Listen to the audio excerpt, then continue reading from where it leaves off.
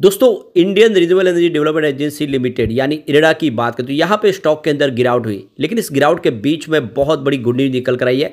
MD Pradeep Kumar Das की तरफ से एक बड़ी गुड न्यूज दी गई है। क्या है वो गुड न्यूज, उसको जानेंगे इस वीडियो के माध्यम से। और क्या इस समय इस गिरावट का फायदा उठा के हमें इरेडा में निवेश करना चाहिए।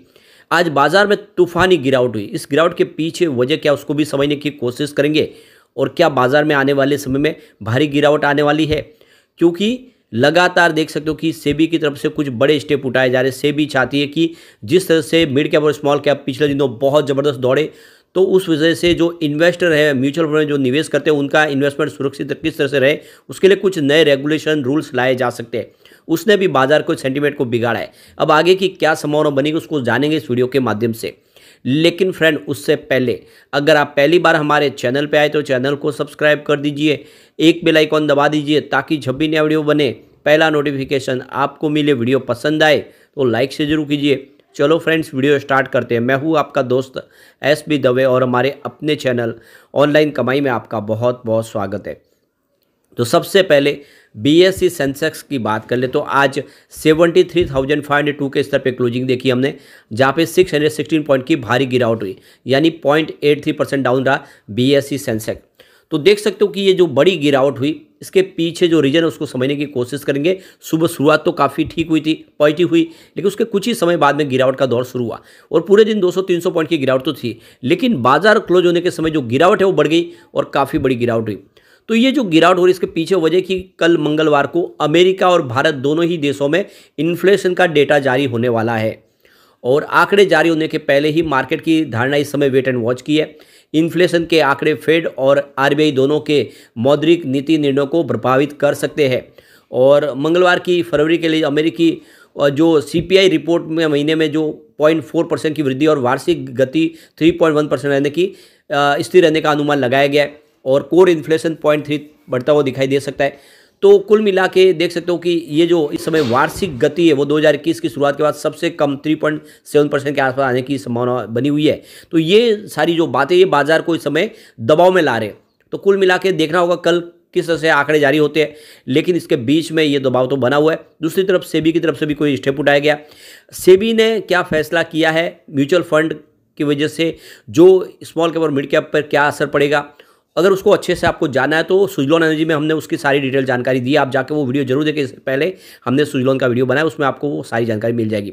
अब इरेडा की बात करें तो स्टॉक की शुरुआत 148 पर हुई, पॉजिटिव शुरुआत हुई। कल की क्लोजिंग यानी गुरुवार की 147 के आसपास थी, परंतु यही इंट्राडे का हाई है, वहाँ से फिर इसमें दबाव बनने लगा और 140 का इसने लो बना दिया और अंत में क्लोजिंग 141 के आसपास, जहाँ पे 4.60% की गिरावट देखने को मिली।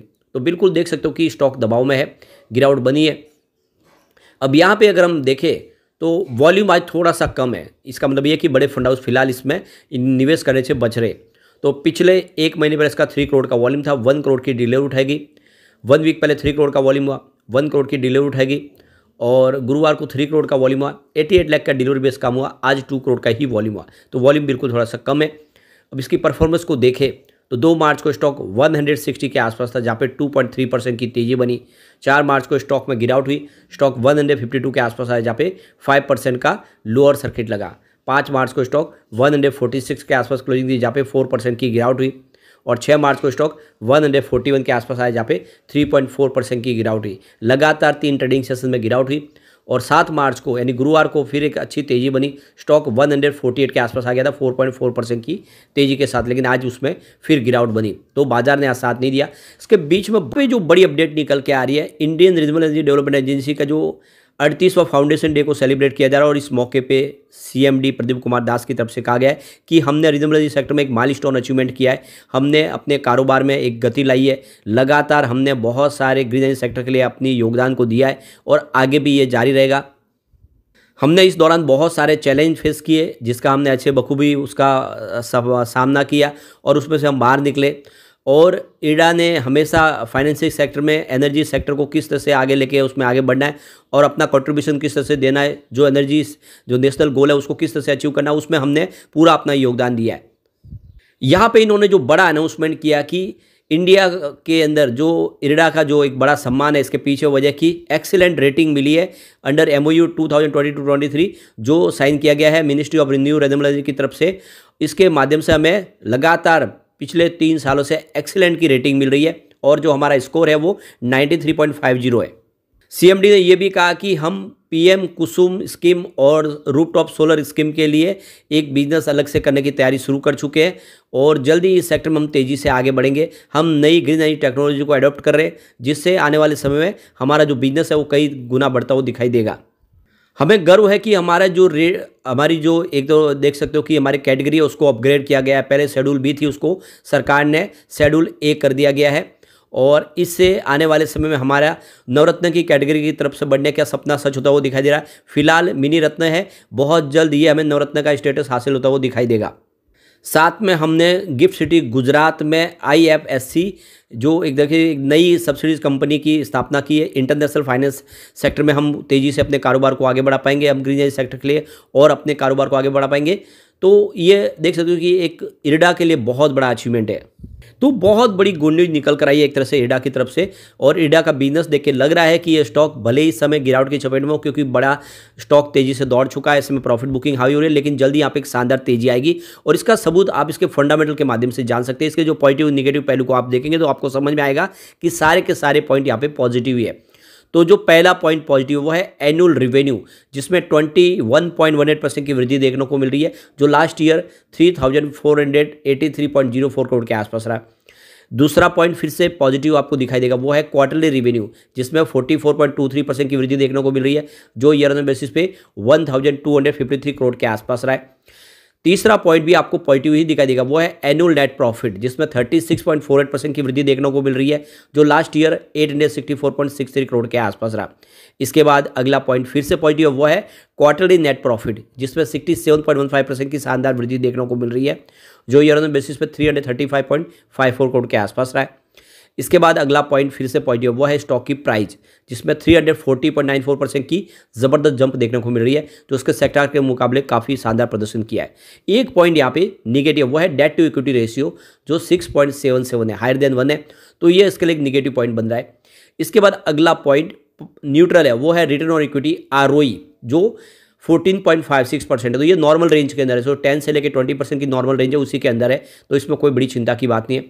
एक पॉइंट और यहाँ पे न्यूट्रल बनना वो है म्यूचुअल फंड की होल्डिंग जो देख सकते हो कि 2.87% पर है जो अनचेंज है, यानी जो देखो उसमें कोई बदलाव नहीं हुआ है। एक पॉइंट और न्यूट्रल है और वो है प्रमोटर की होल्डिंग जो अनचेंज है, तो अभी भी IPO लिस्ट हुआ है बाजार में, तो ये उसमें बदलाव की उम्मीद आगे ही हम कर पाएंगे। इसके बाद अगला पॉइंट पॉजिटिव वो है इंटरेस्ट कवरेज रेशियो जो 1.56 है, ये हायर देन 1.5 है। इसका मतलब ये है कि कंपनी की सेहत अच्छी है, कंपनी अपने जो भी इंटरेस्ट पेमेंट है उसको कंफर्टेबली चुका सकती है, किसी प्रकार की कोई चिंता की बात नहीं है। एक और पॉजिटिव पॉइंट है वो है प्रमोटर जीरो प्लेस शेयर, कोई भी शेयर गिरवी नहीं है। यहाँ पे गौर करने वाली बात है कि सिर्फ एक निगेटिव पॉइंट है और पॉजिटिव पॉइंट का पल्ला भारी है। आप ये देख ही सकते हो कि यहाँ पे टोटल 7 पॉजिटिव पॉइंट है और 3 न्यूट्रल पॉइंट है, तो बिल्कुल इसकी सेहत बहुत अच्छी है, फंडामेंटली कंपनी मजबूत है। ऐसे में आपको लॉन्ग टर्म का नजरिया लेकर इसमें निवेश कर लेना चाहिए, कोई चिंता की बात नहीं। शॉर्ट टर्म इन्वेस्टर तो वेट करें, इस समय एंट्री ना करें, स्टॉक बहुत ज़्यादा दौड़ चुका है, बाजार में भी थोड़े से सेंटीमेंट इस समय दबाव में दिखाई दे रहे हैं, तो शॉर्ट टर्म इन्वेस्टर को इस समय निवेश नहीं करना चाहिए। लॉन्ग टर्म इन्वेस्टर के लिए अच्छा मौका है, हो सकता है कि आप इस मौके को छूट जाए क्योंकि हो सकता है अपर सर्किट लगने लगे, तो ऐसे में आपको ये इन्वेस्टमेंट कर लेना चाहिए अगर आपका नजरिया कम से कम 3 से 5 साल का, तो ये स्टॉक वाकई में कमाल कर सकता है। यानी आने वाले समय में यानी 5 सालों में ये 500 का टारगेट दिखाने की इसकी क्षमता है, तो बिल्कुल दाव आपको लगाना चाहिए। लेकिन फ्रेंड, कोई भी इन्वेस्टमेंट करने से पहले अपने फाइनेंशियल एडवाइजर से बड़े ले ले या अपना खुद का रिसर्च करें, क्योंकि मैंने वीडियो आपके एजुकेशनल पर्पज़ के लिए ही बनाया। वीडियो पसंद आए तो लाइक से जरूर कीजिए और चैनल को सब्सक्राइब कर दीजिए। Thank you friends.